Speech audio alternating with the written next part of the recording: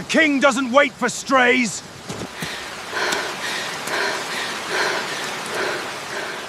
Don't. They shoot runners in the spine. You'd live. That's the point. I wasn't going to run.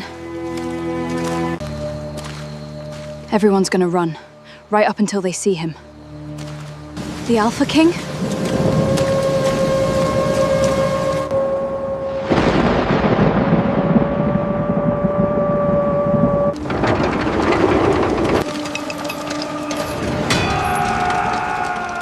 They told us stories about this place, about him. They said he hadn't spoken in open court for 3 years, that he'd gone cold after the war, that nothing moved him anymore. The stories were wrong about one thing. The borders are secure, and the Watch remains vigilant. But if the shadows return to the north, we must...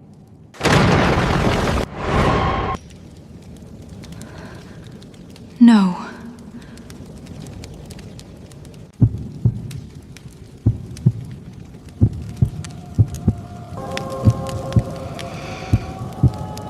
Mine. Kale.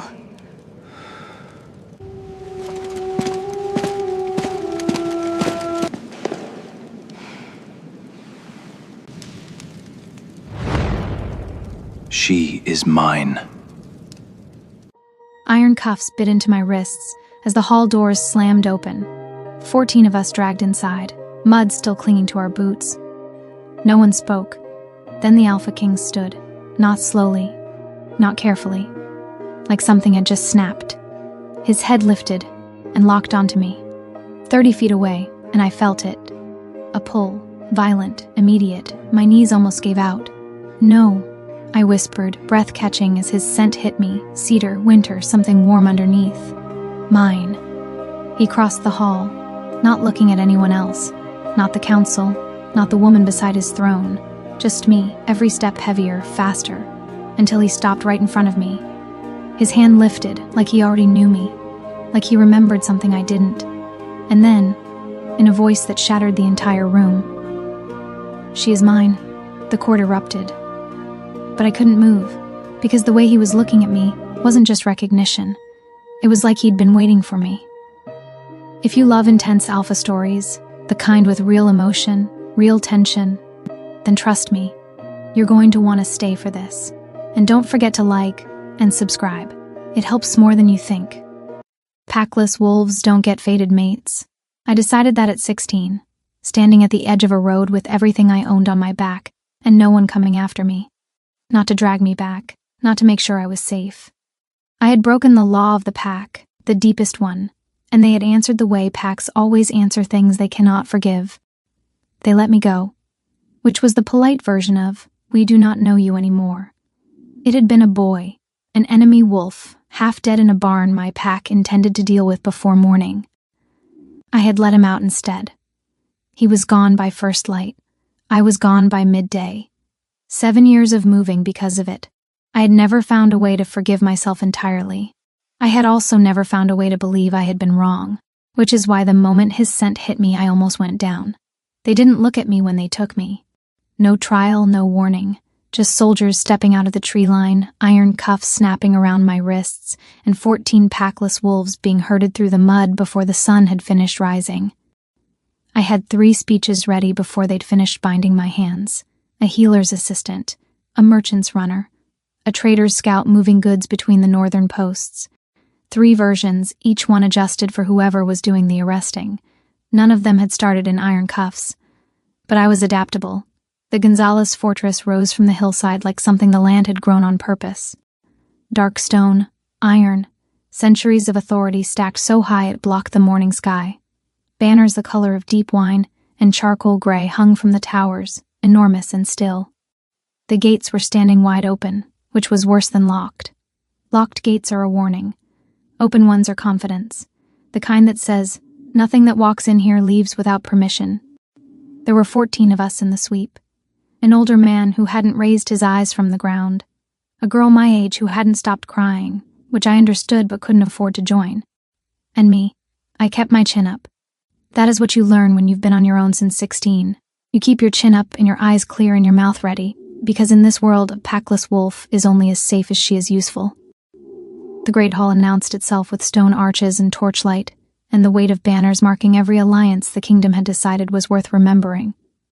Warriors lined both walls, still in the way of men who have made stillness into a threat. A council of robed figures watched us enter with the flat expression of people who had processed enough of these situations to have stopped finding them interesting. Pack law and court politics lived side by side here, the way things live together when they've had long enough to work out the arrangement. The air smelled like wood smoke and old stone, and the cold that comes from a room that has held power for a very long time. And underneath all of it, pulling at something below my ribs, cedar, winter pine, warm underneath both. My knees buckled. Not a stumble, not a trip on the stone. A real, genuine buckle, the kind where the bones in your legs simply stop cooperating without consulting the rest of you. I caught myself. My hand shot out and grabbed the arm of the gray-haired man beside me. He startled. I released him, straightened my shoulders, and stared hard at the floor tiles. Good. No one said anything. At the far end of the hall, on a raised dais, court was already in session. The Alpha King sat in a carved chair that stopped just short of being a throne. Dark-haired, broad-shouldered, his hair pulled back as a practical decision. No crown. Fine clothes, nothing added to them. He had the look of a man who had been making hard decisions since before he was fully grown, and had simply never stopped. His eyes were on the parchment in his hands. Beside him stood a woman, embroidered velvet deep blue, hair arranged so perfectly it might have been sculpted. Chin lifted at an angle she'd practiced until it felt natural. She was watching us file in with the expression of someone who had already written her opinion, and was waiting for reality to confirm it. I noticed the way she stood near him. Not beside him, near. Like proximity was a claim she was making quietly, without a word. I moved on, focused, 3 speeches. Pick one. The hall was humming with ordinary court noise, and then it was not. The silence spread from the dais outward, starting with the man on the chair. He lifted his head, and across 30 feet of stone floor and torchlight and smoke, his eyes found mine. I opened my mouth, the healer's assistant version. 2 words in. And then his scent arrived, and the world went very still. I know what mates are. I've known my whole life the way you know about things you've decided aren't for you. 2 wolves recognizing each other across whatever space separates them. Instant, undeniable. The scent, the pull, the knowledge arriving before the thought does. Not for people like me. I had decided that at 16. Packless wolves do not get fated mates. We get ourselves, and that is enough. I had been entirely fine with that conclusion until approximately 11 seconds ago, when the scent of cedar and winter pine hit me in the chest like a door swung open in a gale, and everything I thought I knew about my own life rearranged itself in the space of one breath. He set the parchment down. He stood. He walked off the dais, and something happened in his face when he got close, something I wasn't prepared for. Not just the bond. Something older than that. His eyes moved over mine and stilled, and for a fraction of a second he looked like a man who has just seen something he recognized from a long time ago. Like he was arriving at a conclusion he'd already been carrying. I didn't know what that meant. I filed it away and held my ground. The entire court watched him cross the hall. No one spoke. No one moved. Even the guards who had marched us in seemed to have forgotten they had a job to do. The woman in the embroidered velvet had gone very still at the edge of the dais. Not stillness. The precise management of a reaction she couldn't afford to show. He stopped in front of me. Up close he was more. Taller than he'd looked on the dais. Eyes dark brown, completely steady. Like a man who has looked at something and made a decision and is not interested in revising it. The bond between us was humming so loudly I was surprised it didn't have a sound. He looked at me for a long moment. Long enough that I had to hold myself still by force. Then he looked at his court, at his council, at the woman in the embroidered velvet. And he said, "She is mine." 2 words. The most casually earth-shattering 2 words I'd ever heard. The court reacted the way rooms react when something enormous and irreversible has just happened. Someone dropped something metal. Council members exchanged looks that contained entire conversations, and somewhere near the dais, a sound I did not look toward, small and controlled, from the woman who had been standing so carefully still. I did not look at her. Andres was looking at me, only at me, with the expression of a man who has just found something he intends to be very careful with. I haven't agreed to that. Someone in the court made a sound like they were trying hard not to choke. The corner of his mouth moved, just barely. No, he said, you haven't. He did not look concerned about this. And still, underneath the composure I was holding on to by my fingernails, a part of me kept asking the question I didn't want to ask. Would any of this be happening if not for the bond? Is this him or is this the moon? I didn't know. And not knowing made it harder to accept any of it. My name is Zoe, 23 years old. I'd talked my way out of 7 territories, 4 holding cells, and 1 very uncomfortable standoff with a Border Patrol commander who had extremely firm opinions about documentation. I had walked into this hall with 3 speeches about how useful I could be. Not one of them had accounted for this. His eyes were steady on me, and I was aware, painfully and inconveniently, that whatever I'd walked in intending to do had already changed. The speeches were gone. The exit plans were gone. The careful distance I kept between myself and anything I wasn't prepared to lose had just taken a direct hit, and I hadn't even said a word yet. I didn't know what came next, but behind me the woman in embroidered velvet was watching with a smile arranged perfectly on her face, and when Andres turned back toward the dais, she stepped forward. The look she gave me over his shoulder was not the smile at all.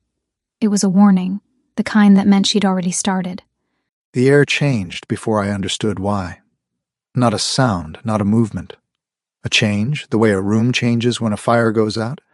One moment the hall was exactly what it had always been. The next it was different, and the difference was a scent, cedar-warm, clean, and underneath it, arriving not as a thought but as a fact, mine. My head came up, but that wasn't the only thing that arrived, because I had smelled that scent before. Not recently, not here, 7 years ago in the dark, in a barn on enemy territory past the eastern border. I'd been 17, traveling without a guard, because I'd been arrogant enough to believe I didn't need one, and I'd paid for it. A territorial crossing gone wrong. 2 cracked ribs and an infected wound, and 3 days without water, waiting for the decision the pack holding me was going to make about what to do with an alpha's son caught on their land. I had been very calm about the likelihood of what that decision would be, and then a girl had slipped through the side door before dawn. Quiet. Fast. She hadn't spoken much. Just worked. Steady hands, a healer's efficiency, the water skin pressed into my hands with no ceremony. She'd cut the binding on my wrist where it had gone too tight. She'd left the east gate unlocked, and she had looked at me once, directly, with eyes the color of deep water, and said, "Go. Don't come back this way." I had made it out. I had tried to find her afterward, sent quiet inquiries through neutral channels, looking for a Packless healer girl near the eastern border, but going back to that territory directly would have started a war, and she had gone within days of my escape anyway. The trail had ended in nothing. I had carried the possibility that she was dead, alongside the possibility that she was alive and simply gone, and neither had gotten easier with time. I had carried her for 7 years, not as an obsession. As a debt I didn't know how to repay, and a face I hadn't been able to stop remembering. And as a quiet, low thing I had stopped naming, the hope that she was somewhere, still moving, still herself. And now she was standing in my hall in iron cuffs with mud on the hem of her cloak, and I understood, with the certainty that arrived before I was done assembling the evidence, that the moon had been paying attention. Mate. The word didn't present itself for consideration. It simply landed, deep and absolute and already true, and underneath it her, specifically, exactly, the girl who had saved my life without asking for anything in return. The court parted. I crossed the hall and stopped in front of her. Up close, every detail sharpened. The set of her jaw, the worn boots she'd clearly refused to give up, her eyes tracking me with calculation, and something underneath the calculation she wasn't quite managing to keep off her face. Not fear, not welcome, not anything she'd made peace with yet. She felt the bond. I could see her working through it, the wolf in her recognizing what the woman wasn't ready to acknowledge. I cupped her face. Carefully. One hand, fingers against her jaw. She went still the way something coiled goes still. Then I looked at my court.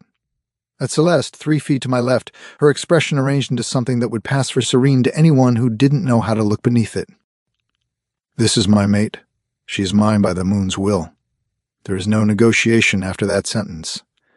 No arrangement that supersedes a mate bond declared before an entire court.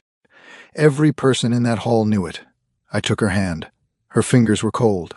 She'd been marching in the morning cold for hours. Her hand fit inside mine the way things that belong together find a way to fit. I led her through the hall.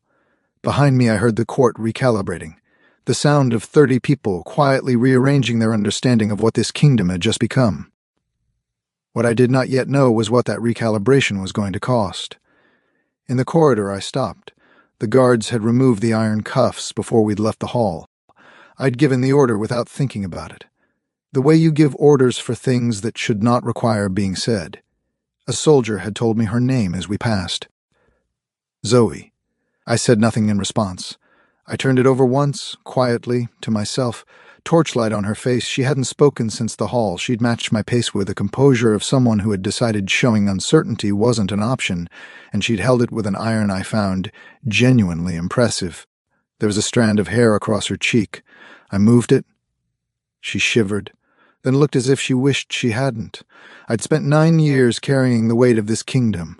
Every decision, every burden, everything that falls to the person at the top and stays there, because there's no one beside you to share it.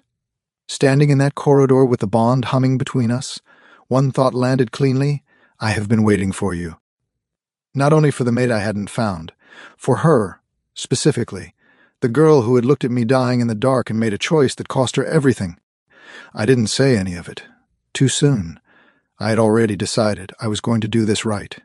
Slowly, with the patience she had already made clear she was going to require. She was not leaving this fortress. I'd decided that before I was halfway across the hall. What I hadn't decided was how to tell her I recognized her, or whether she would believe it, or what it would mean to her if she did. And what I hadn't decided was what to do about Celeste. The look she'd given Zoe over my shoulder was not a reaction. It was the opening of a campaign. I'd spent 9 years reading courts. I knew the difference. I had less time than I thought.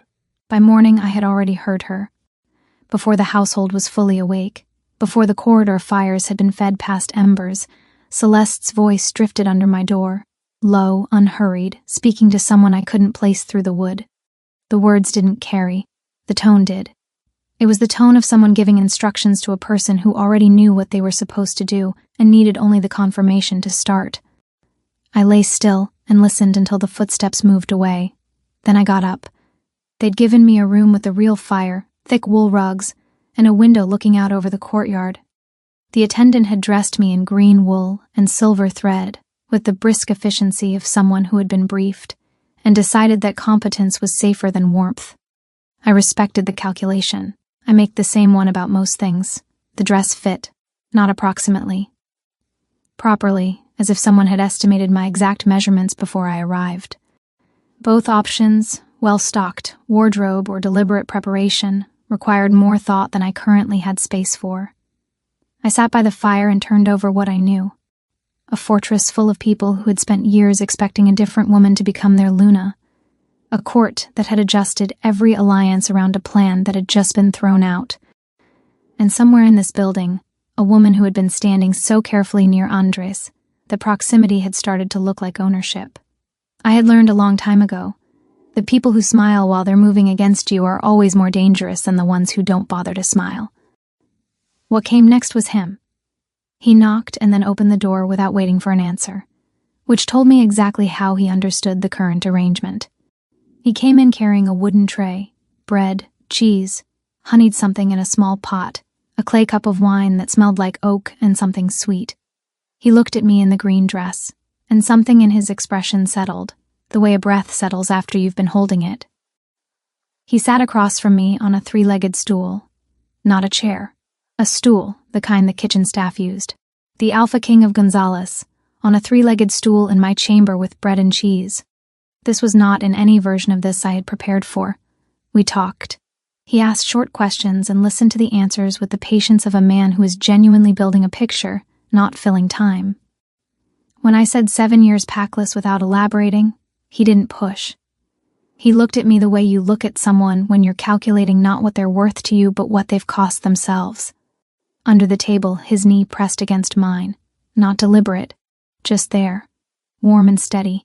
He reached across and covered my hand with his. Not possessive, not demanding. Just present, like a door left open. Heat climbed my arm before I'd decided anything about it. I didn't pull away. I also didn't turn my hand over and hold his back. I sat with it, which felt like the only honest thing I could do with something I hadn't yet decided how to feel about. And I kept waiting for it, that look from the hall. The one that had landed differently than the bond should land, like recognition, not just instinct. He opened his mouth once, between questions, and then closed it. Not a pause, a stop. Like he had started something and pulled it back. He looked at my hands on the table instead, and whatever it was, he let it go. I decided I had imagined it.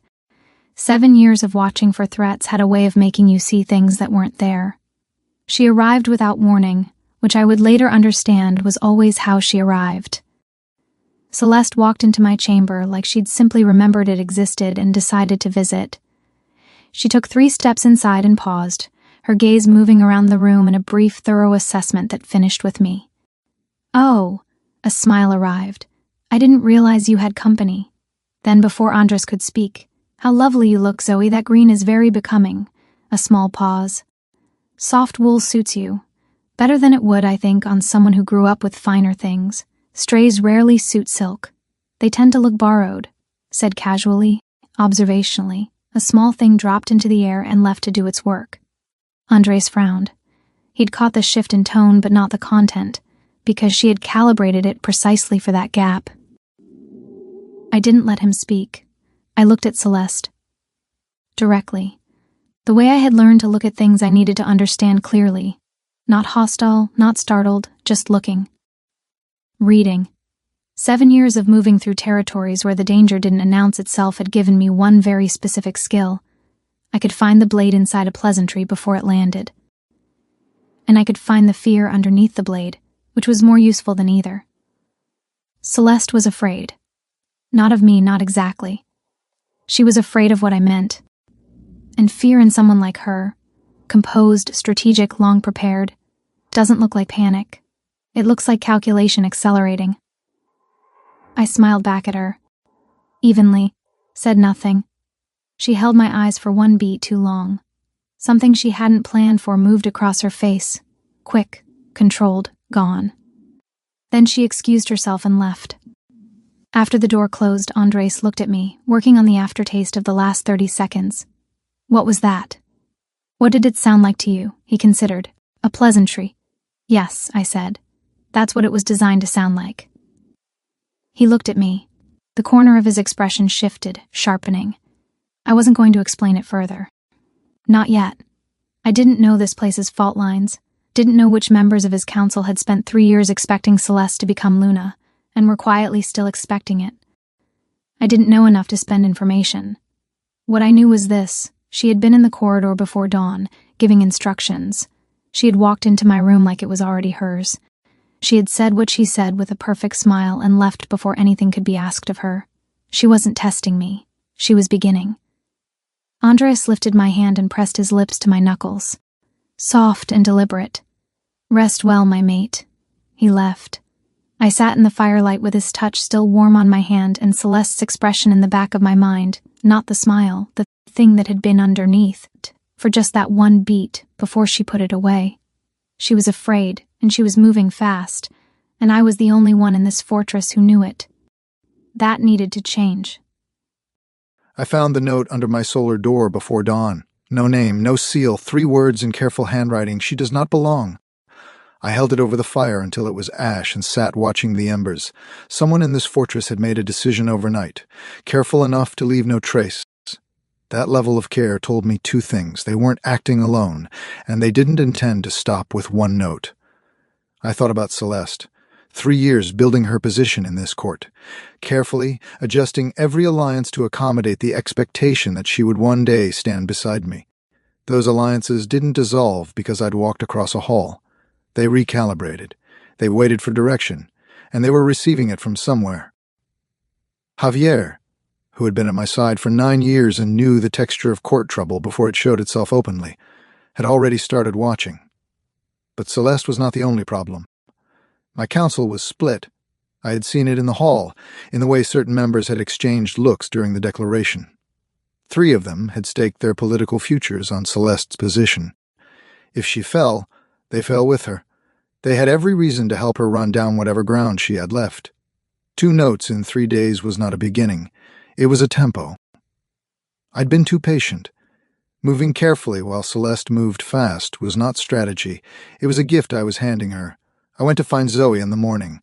I found her in the herb garden, crouching near a row of sage, turning a sprig in her fingers with the focused attention of someone deciding how it might be useful. She'd changed into simple clothes, plain gray tunic, dark trousers, the worn boots she had clearly insisted on keeping. Good, they were hers. She was right to keep them. She heard me, straightened, turned with the reflexive readiness of someone who had learned not to be caught off guard. Then she saw it was me. The readiness shifted into something more guarded but less alarmed. That was something.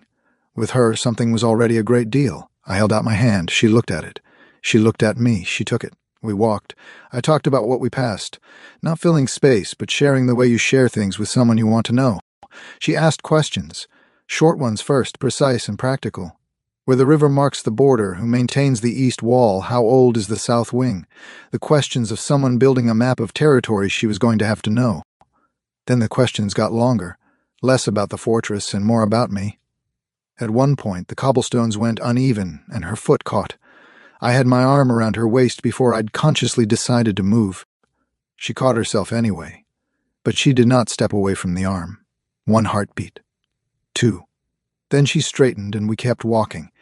We came to a stone bench in the morning light and I stopped us there. She let me look at her. Looked back with the directness of someone who considers looking away a concession they're not prepared to make. I tipped her chin up with 2 fingers. Slowly. She did not move. I pressed my lips to her forehead.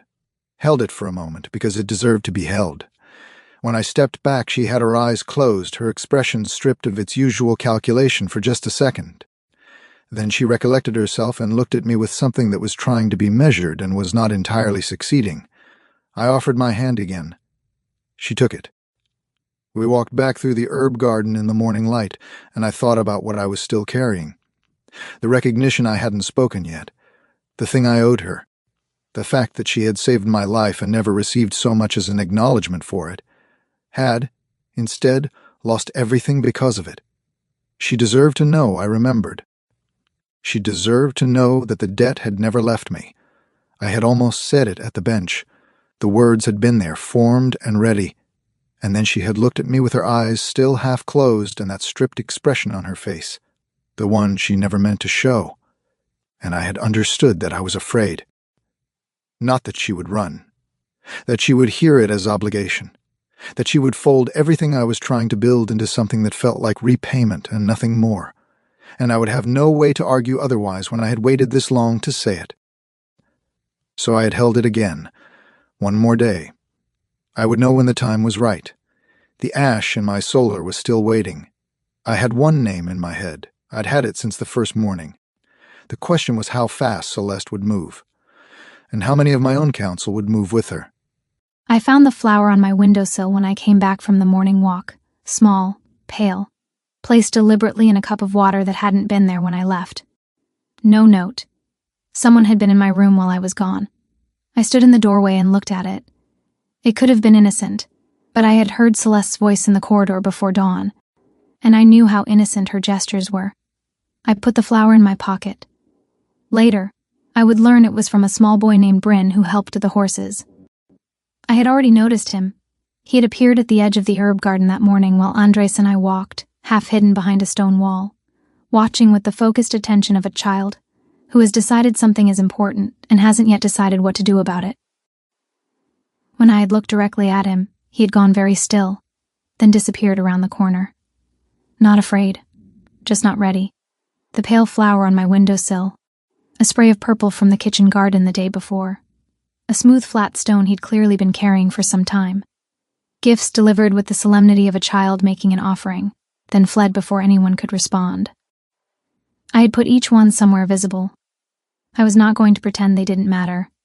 That evening I went down to the feast. Long tables, good candles, a seating arrangement that communicated everything a court communicates through placement. I had been reading it since I arrived. Who defers? Who pretends to defer while doing something else, where the weight actually sits? Tonight, Andre seated me at his right hand. In pack hierarchy, the right hand is specific language. It said, "The matter is settled. If you missed the announcement 3 days ago, here is your reminder in the form of a chair." The feast moved through its courses. I listened. The sidelong conversations in my half of the table, the ones pitched low but not low enough, I caught all of them. I always have. It's the same skill that let me hear Celeste in the corridor before dawn. Andres spoke to me between courses, small things. A dry observation about one of his council members, shared in the tone of someone letting you into a room they don't usually open. I answered. I almost laughed at one of them, which surprised me enough that I had to look away before it showed. Across the table and 3 seats down sat a woman who had not spoken to me once since I arrived. Senior pack, by the way, everyone angled toward her without appearing to. She watched me the way you watch something you haven't decided about yet. Not hostile, not warm, just measuring. When I glanced at her directly, she held my eyes for a beat, then looked away first. Not deference. Assessment, not yet complete. Celeste sat 4 places down on the opposite side. She had been giving the man beside her warm, animated attention all evening. She'd looked over at us exactly twice. But the man she was speaking to, I'd watched him across 3 days of court. He was one of the senior council members, one of the ones whose face had gone carefully blank when Andres declared me mate. She wasn't entertaining him, she was working him. I watched her the way I watch things I haven't fully understood yet. The 3rd course arrived when it happened. A full goblet of wine, tipped at my shoulder from the left. Deep red across the front of the cream fabric I'd been given for the evening. A beat of silence. Then laughter from the section of the table nearest Celeste, rippling outward with the ease of people who had learned to follow her lead on what required a social response. I looked at the servant. His hands were perfectly steady. He had not fumbled anything. I looked down the table. Celeste looked back with her brows slightly raised, her expression doing something so precisely calibrated to sympathy I could have admired it under other circumstances. Oh, how dreadful. Wine is so unforgiving on light fabric. I excused myself, set my napkin down with care. Walked out without hurrying because hurrying was the second part of what the moment was designed to produce. Back in my chamber, I sat on the edge of the bed and breathed. The bodice was ruined. I knew that before I'd made it up the stairs. I got up anyway, found a cloth, started scrubbing. The wine had already set. I kept scrubbing until my fingers went red, because there are things I can't fix that I refuse to stop trying to fix, and sometimes that stubbornness is the only thing I have left. And there it was. The thing I'd been pushing down since the corridor before dawn, since the flower in the cup, since Celeste's eyes over Andres' shoulder. I was scared. Not of the wine or the whispers or the perfectly timed cruelty of someone who had practiced her weapons until they were invisible. I was scared of needing something I couldn't carry alone, and it landing here, in a place I hadn't chosen, with a man I hadn't planned for, surrounded by people who had already decided I didn't belong. Packless wolves don't get fated mates. I had built 7 years around that. And now my fingers were red from scrubbing a ruined dress in an unfamiliar room, and I was crying. Quietly and without permission, with no one watching and no one coming. And underneath the crying, that question again, the one I couldn't stop, if not for the bond. Would any of this be happening? Would he have walked across that hall for me, specifically packless and cuffed and nobody, if the moon hadn't made him? I didn't know. I had no way of knowing, and I had learned, at 16, what it cost to believe something that turns out not to be true. I sat on the floor and let it go for exactly as long as I could afford to. Then I dried my face. I breathed. I was still standing, or close enough. He came through the door and saw me on the floor with the cloth and the stain and the state of my hands. His face did something I didn't have a name for, something angrier than pity, and more careful. He crossed the room. He kneeled in front of me. He took the cloth out of my hands. I let him. He wiped my hands clean. Then he set the cloth aside and pulled me into his lap. I put my face against his neck. He was warm. The bond settled into the contact the way something settles when it's finally found its place. And I didn't have a framework for that word applied to another person, and I was going to have to figure out what to do with it. His hand moved through my hair. I'm sorry, the court should know better. He didn't say it was an accident. The apology he chose was for behavior under his authority. He'd understood the shape of it before he'd come through the door. His lips found my temple, my cheek, the corner of my mouth, asking nothing. I turned my face toward his, just slightly. The kiss was soft and lingering, and when it ended, he pressed his forehead to mine and neither of us moved. I pressed my face back into his neck and stayed where I was. I had not told him about the flower, had not told him about the footsteps before dawn, about the instructions in the corridor. I had been handling it the way I handle everything, alone, quietly. Without asking anyone for help I wasn't sure they'd give. That was a serious mistake, and I was starting to run out of time to correct it. I found the second note tucked into the frame of the garden gate she used most. Same careful handwriting. She will ruin everything you have built. I held it in my closed fist for the entire walk to the council chamber. 2 notes in 3 days. The wine at the feast. Zoe managing all of it alone, holding her composure with the practiced discipline of someone who had survived 7 years by never letting anything show. That evening, the council meeting confirmed what I had suspected.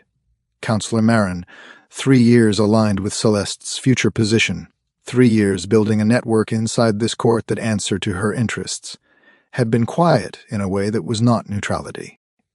It was the quiet of a man watching the board and deciding whether his next move should be visible.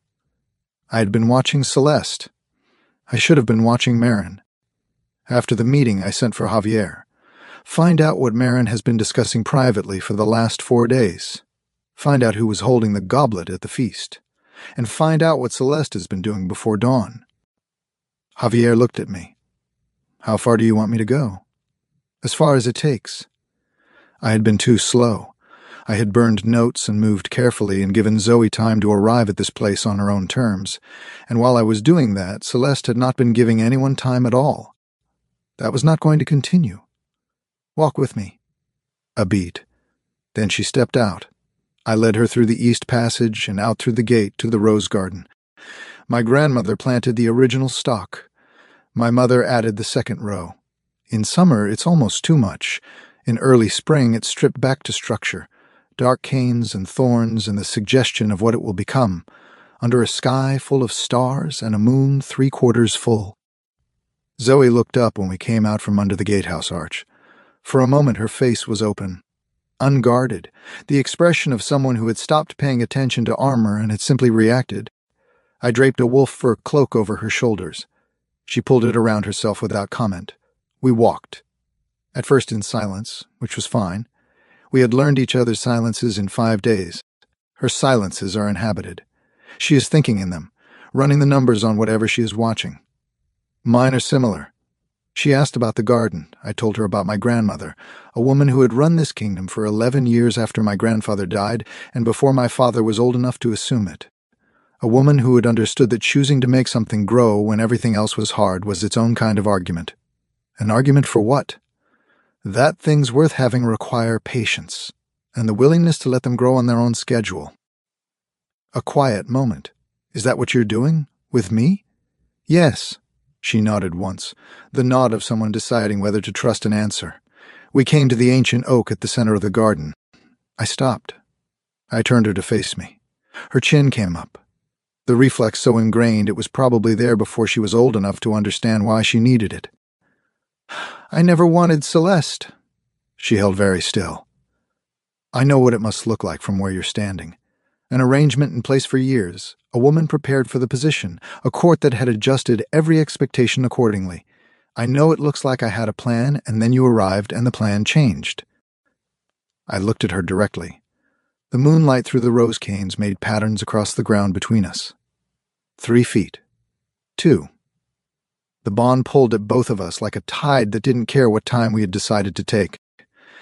What is true is that I was fulfilling a duty I was told I had, because I didn't know this was possible.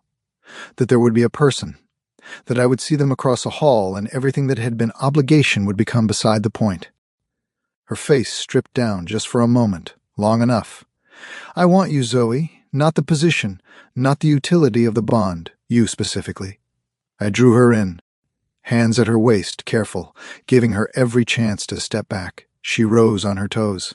We kissed for the first time under the old oak, in the early spring dark, the bond humming between us, like something that had been waiting a very long time to be acknowledged. When we pulled apart, she had her eyes closed, not armored, not calculating, just here. I pressed my lips to her forehead, her temple, the curve of her cheek.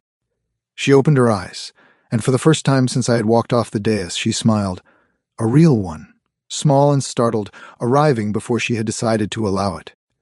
I took her hand, and we walked back through the rose garden under the moon, and for the first time in 9 years the weight I carried did not feel entirely like mine alone.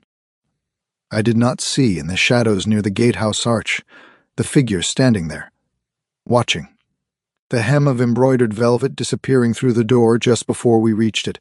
I would not know until it was already too late. I found her in the corridor. Not planned. I had been on my way to the herb garden in the early morning when I turned the corner, and there she was. Celeste, alone, standing at the passage window with a cup of something warm, watching the courtyard below. No arranged scene, no audience. Just the two of us in a corridor that was still too quiet for the day to have properly started. She heard my step, turned. We looked at each other. This was the moment, and we both knew it. The wine at the feast, the footsteps before dawn, the flower in my room. Everything she had done with a smile on her face and an audience watching, everything calculated to land without leaving a mark. Not this morning. I think we should speak plainly, I said, since we're here. Her chin came up, the practiced angle. I have nothing but goodwill toward you. I know that's what you've decided to believe. I took a step toward her, not threatening, just closing the distance she liked to have, the space she used to control a room. And I understand why the arrangement you had in mind for years was disrupted by something you didn't plan for. I understand that this has been hard. Something moved in her face, careful, controlled. What I need you to understand, I continued, is that I have spent 7 years reading people in rooms where getting it wrong meant losing everything. I know what you're doing.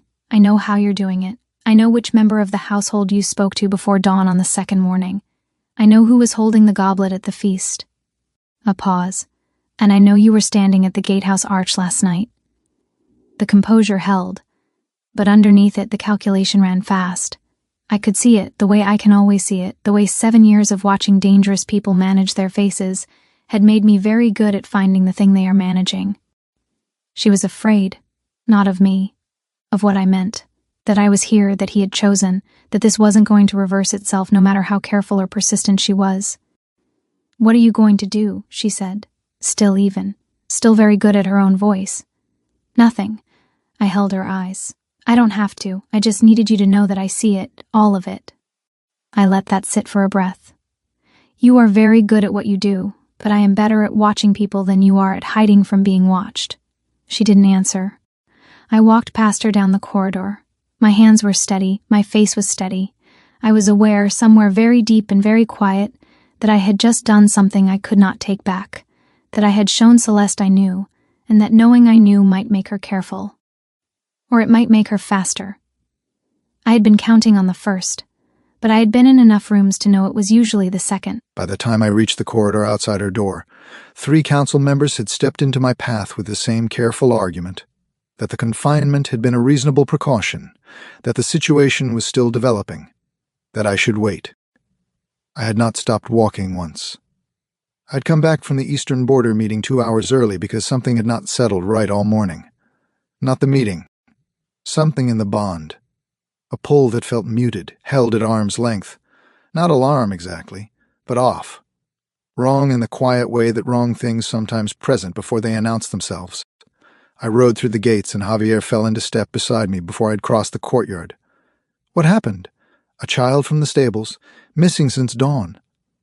The household confined your mate to her rooms. For her safety, they said. I stopped walking.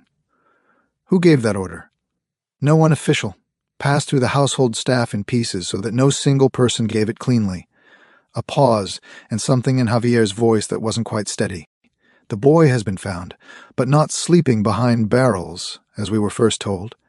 He was found locked in the grain stores on the far side of the fortress, a storage room that requires a key. One of the senior kitchen staff had it. The air in the courtyard went cold.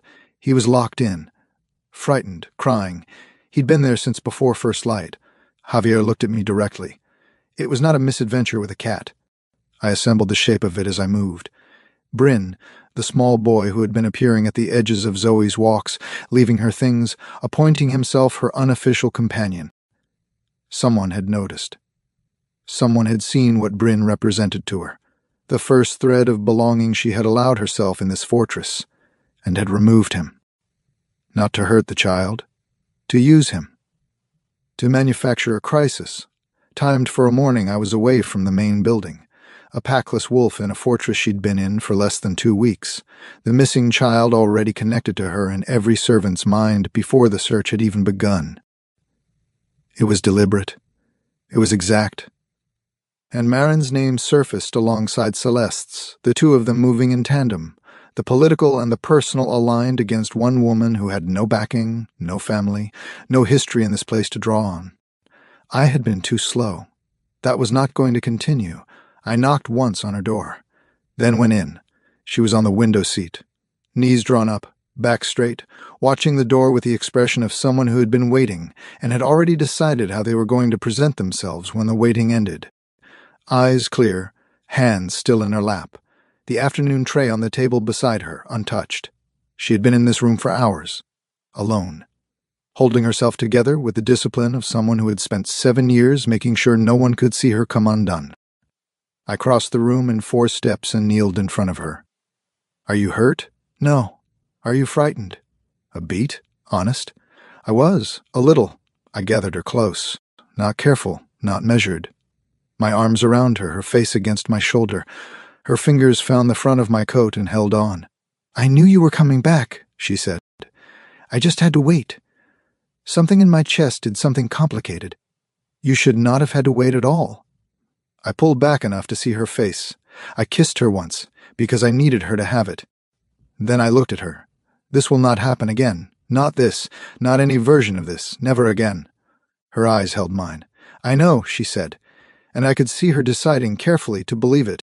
There is a specific kind of courage in that, in choosing to believe something when every previous version of that choice has cost you something. She'd been given reasons not to trust alphas, not to trust authority, not to trust a room she couldn't exit freely. And here she was, looking at me with clear eyes from a room she hadn't been able to leave, choosing. I pressed my lips to her forehead and held them there. Then I stood. There was something I had to attend to. It had been waiting too long to be properly ended. But there was something else waiting too, something I owed her that had nothing to do with Celeste or the court or any of the rest of it. I had told myself I would wait until she trusted this enough to hear it. I had told myself it wasn't the right moment, that it was too soon, that she would run.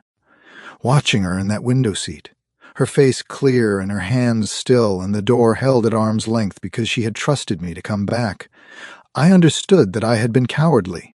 That I had been protecting myself from her reaction, not protecting her from the information. Tonight, after the rest of it was done, I was going to tell her. She was already in the hall when I entered. Celeste, standing in the same position she'd occupied the day Zoe arrived, embroidered velvet, chin at the practiced angle. The full arrangement of a woman who had prepared herself for a difficult scene and was confident in her ability to manage it. I took my seat. The council was in their chairs. The senior warriors were along the walls. The household staff who had made decisions that morning were present. I had made sure of that specifically. Councillor Marin was 3 seats to my left. His face gave nothing away. I kept him in my periphery. I looked at the room. Then I named it, all of it, item by item, in the flat specific way that leaves no room for reinterpretation. The wine at the feast. The servant whose hands had been perfectly steady. The pocket of laughter from the section of the table that had spent 3 years aligned with Celeste's interests. The words chosen for a corridor she had known would carry. Novelty. Charity. He will tire of it. 2 notes appearing in careful, traceless handwriting under my door and in the gate frame Zoe used most. A child taken from the stables before first light.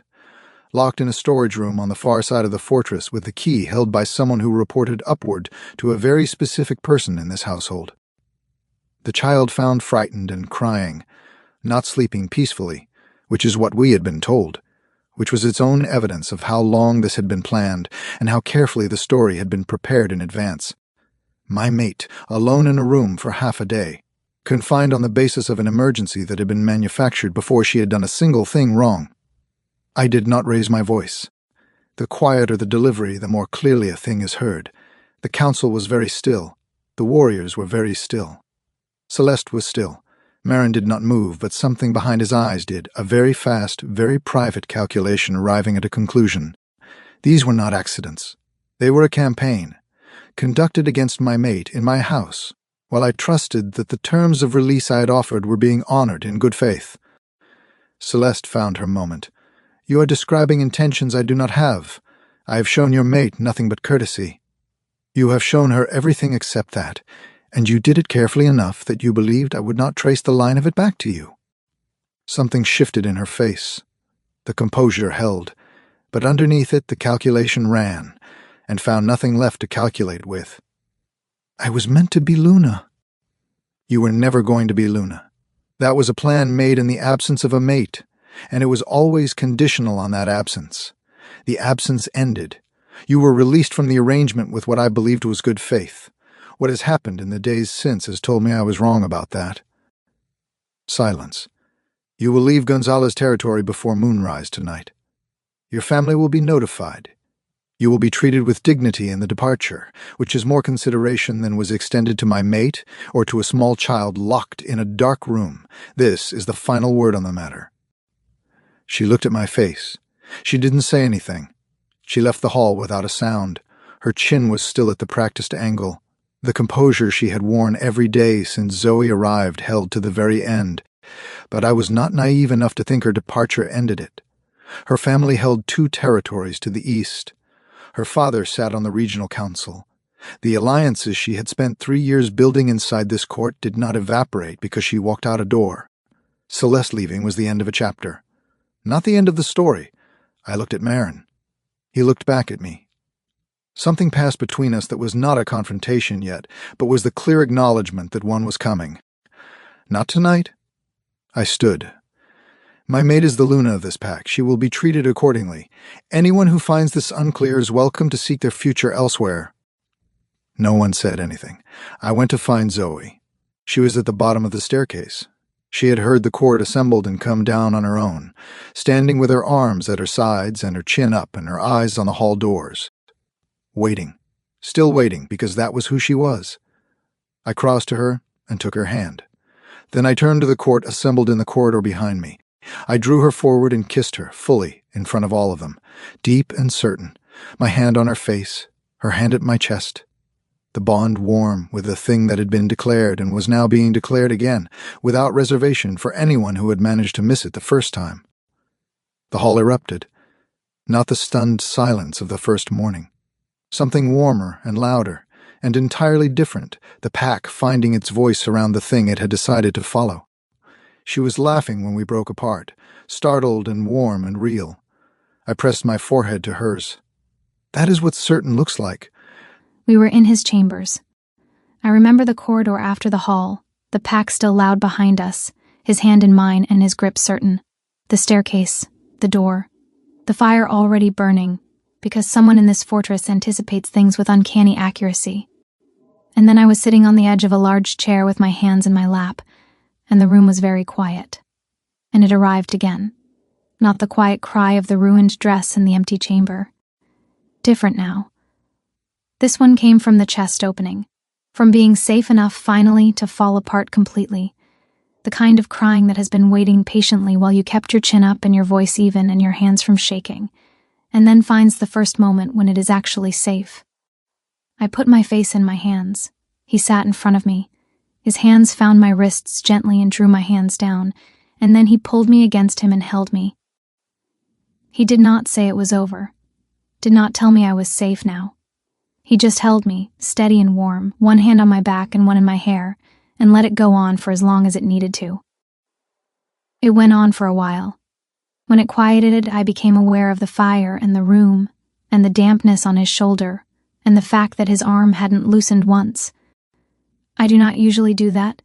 I know, it has been a long 10 days. Yes. I sat up enough to see his face. He looked at me the way he always looks at me. Steady, patient, like there is no version of this that would make him want to be somewhere else. I was so angry, in that room. I spent 7 years making sure no one could ever put me somewhere and lock the door. And then I walked into this fortress and let it happen. I just waited. You trusted me. That is not the same as letting something happen to you. That is a choice, a hard one for someone who has been on their own as long as you have. I looked at the fire for a moment and thought about that. And then he said, "There is something I have to tell you." I looked at him. His expression had changed. Still steady, still him. But underneath it, something I hadn't seen before. Something careful and old and braced.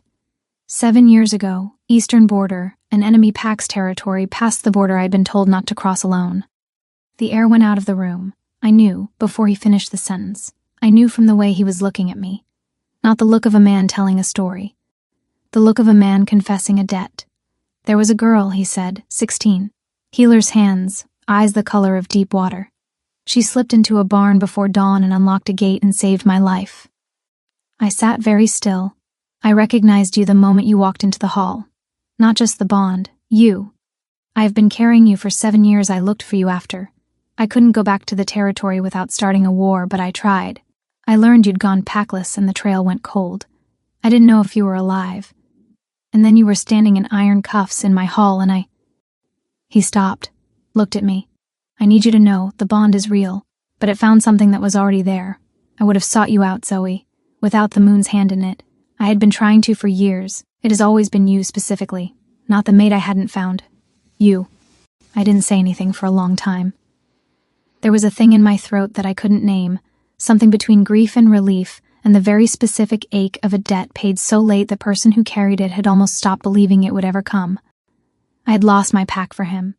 I had lost my home and my name and 7 years of belonging for a boy I had helped survive in the dark and never seen again. And he had remembered. He had always remembered. He had looked for me. I lost everything, I said. My voice was even, barely. My pack, my place, everything I had, because I unlocked that gate. I know, he said, and the weight in those 2 words was not nothing.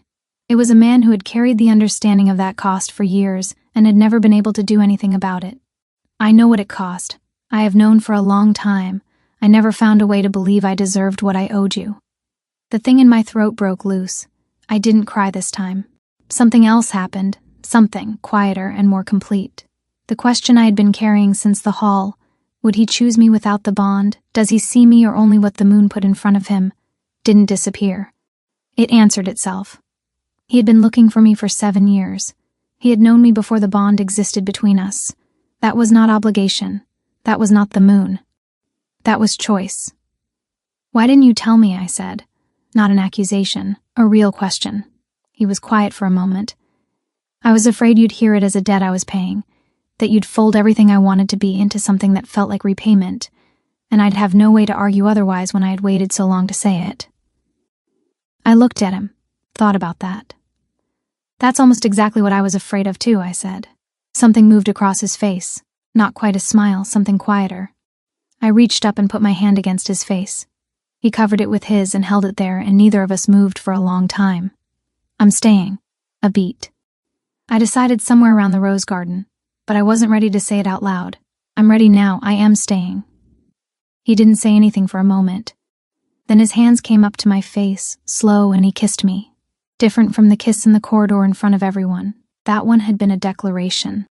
This was something smaller and more private, and deeper for it. The kind of kiss that happens after the real conversation, not before it. When we pulled apart, he pressed his forehead to mine. Good, he said, one word, carrying approximately everything. The evening went on, the fire went down, and we let it. We stayed in chairs pulled close and talked the way we hadn't yet had the space or quiet to do. He told me about the kingdom, the parts that were hard, things he hadn't told his council. I told him about the territories I'd passed through, the close calls, the things I'd thought I would do when I was old enough to stop running. It was strange to say those things out loud. I had carried them for so long in the silence of moving that giving them language felt like setting something down I hadn't known I was still holding. He listened. He asked questions. He didn't offer solutions or reassurances. He just listened, and the listening was its own kind of answer. Somewhere in the middle of it, I realized I was not performing composure anymore. Not tracking exits or managing impressions, or holding any part of myself in the careful reserve that had become so habitual, I'd stopped noticing I was doing it. I was just sitting in a chair with a man I had known for 10 days, telling him the truth about myself. It did not feel like a liability. His hand found mine on the armrest. I turned it over and held his back. He looked at our hands with the expression of a man who has received something he wasn't expecting and doesn't quite know what to do with that yet. I knew exactly how he felt. The Eastern delegation arrived on a Tuesday, which is the sort of detail that later feels like it should have announced itself more dramatically. 3 representatives from Celeste's father's territory, here to discuss what they called a disruption to previously established diplomatic arrangements. They were escorted to the council room with the courtesy afforded to people who have come to complain about something they cannot actually reverse but intend to complain about thoroughly anyway. I was not invited to the meeting. That was deliberate, not Andres' deliberateness, but the council's. Marin had arranged the schedule. The subtext was clear. This is political. This is not for her. I went to the herb garden and thought about it. I had healer's knowledge. I had 7 years of moving through territories where knowing what a plant could do was the difference between useful and useless. There was a child in the infirmary who had been running a fever for 3 days that the fortress healer was managing with poultices and prayer. I had watched her work the day before and held my mouth shut because I was the alpha's mate and no one had asked me. I went to the infirmary. The healer, a woman named Esther, sharp-eyed and deeply skeptical of unsolicited input, looked at me when I walked in. The fever isn't breaking because the poultice isn't drawing the infection, I said. There's a yarrow and willow bark combination that works faster. I can show you, or I can step back. I didn't come to take over. I came because I know the plant and the child has been sick for 3 days. A long pause. Then Esther handed me the mortar. The child's fever broke by evening. Esther didn't say much, but she didn't ask me to leave either, and when I came back the next morning, she had already set out the yarrow. I did not do it for the court. I did not do it to earn anything. But the woman who had watched me across the feast table, the one who had never spoken to me, who had spent days measuring and not yet deciding, had been in the infirmary doorway for some of it. I had not acknowledged her. She had not come in. When the child's fever broke and I looked up, she was gone. I was not invited to the delegation meeting. Andres told me afterward what they had said, that the mate bond was acknowledged, but that long-standing diplomatic arrangements had been built on certain expectations, and those expectations had value that deserved recognition. What they meant was, Celeste's family wanted something in exchange for losing what they had been promised. Andres had told them he would consider the Eastern trade arrangements. He had not promised anything. They had left dissatisfied, which was the best outcome available. Marin had submitted his resignation from the council that afternoon, not gracefully, but submitted. The Eastern alliances were not broken, they were strained. This isn't over, he said. I know, I said. He looked at me. Does that frighten you? I thought about it honestly. Less than it did. I paused. I lost everything once because I made a choice I believed in. I survived it. If the cost of being here is political difficulty and a man who won't resign cleanly, I shrugged. I've managed worse. Something moved in his face, not quite a smile. Something quieter and more permanent. He pulled me in by the waist and pressed his lips to my temple. Yes, he said against my hair. You have. The ceremony of Gonzales is old, short, spoken in the old language, conducted under a full moon when possible. Tonight it was possible. I had chosen silver and black. Not because anyone suggested them. Silver was the color of the moon under which mates are recognized. Black was the color of every night I had spent alone in territories that were not mine, moving through the dark with nothing but myself and the next direction I had decided to go. Together they felt like the truest thing I could wear to a ceremony about becoming, finally, something I had never been. Claimed, named, rooted. The woman from the feast table appeared at my elbow in the chamber doorway, the one who had watched from the infirmary doorway and said nothing, who had been measuring me for 2 weeks with the patience of someone who was not going to be hurried into a conclusion. I had never learned her name until Andres had mentioned it the day before. Lucy, Senior Pack, 20 years at this fortress. Her opinion, he had said, carries. She was looking out at the courtyard transformed with torchlight and early spring flowers that had no business blooming yet, and had been coaxed into it anyway. "You look right," she said, like she was slightly surprised. "Thank you. I was not sure at first. I know. You are going to be a very inconvenient Luna." I looked at her. "Good," she said, and walked away. Andres was at the center of it, the way he is always at the center of things. Not by arrangement, but by gravity. Deep gray, unadorned, his hair back, watching me come down the stairs with the expression he has when he is feeling something he hasn't yet decided to name. I walked to him. He held out his hand. I took it. He spoke the words. I spoke the words that answered them. He lifted the circlet. Silver and dark stone, simple, made in the 3 days since I had said silver and black. He placed it on my brow carefully, his hands in my hair for a moment, adjusting, fingers warm against my temple. Then he looked at me with the face from the rose garden, the one without armor. He kissed me before the kneeling pack, under the full moon. The pack responded with a sound that rose from the ground up, several hundred wolves acknowledging something they had decided to follow. I pressed up on my toes and kissed him again briefly, because I could and because I wanted to, and because those two things were finally the same thing. The pack made the noise again, warmer. 3 months later, I stood on the balcony off our chambers in the early morning, the valley still in shadow, the sun just beginning to clear the far hills. He was behind me, his arm around my waist, his chin at my temple. He had council at mid-morning and a border report to review and other things on his list for the day. He was here anyway. He was always here anyway in this particular morning hour, before the day claimed us. "What are you thinking about?" His voice is quieter in the morning. Less king, more just him. The courtyard, the first day, I walked in with a speech about how useful I could be. 3 different versions. I would have liked to hear them. I laughed. His arm tightened around my waist. I was so sure I would talk my way out. And then you walked off that dais and all of it just went away. All 3 versions. I'm glad. So am I. The valley finished its turn from shadow to gold. I thought about the 14 of us in iron cuffs, not a year ago. About the speeches I had prepared, and the 7 years of territories that were not mine, and the girl who had decided, at 16, that packless wolves do not get fated mates, and had built her entire life carefully around that fact. That girl had walked into a hall ready to barter her freedom with words. She had not expected any of this. I turned in his arms to face him. His eyes in the early light were the same dark brown they had been across 30 feet of stone floor on the first morning. Looking at me the way he had looked at me before he had any particular reason to. Steady, without reservation, like the decision had already been made and there was nothing left to reconsider. "I was always yours," I said. He looked at me for a moment. "I know," he said, and then quieter, "So was I." He kissed me once, soft in the warm light. Below us the fortress was waking up with the purposeful noise of a place that had work to do. The training yard, the kitchen, Javier already at the war table. Lucy already managing something no one had asked her to manage. The pack doing what packs do when they have decided, collectively, that the thing they are organized around is worth organizing around.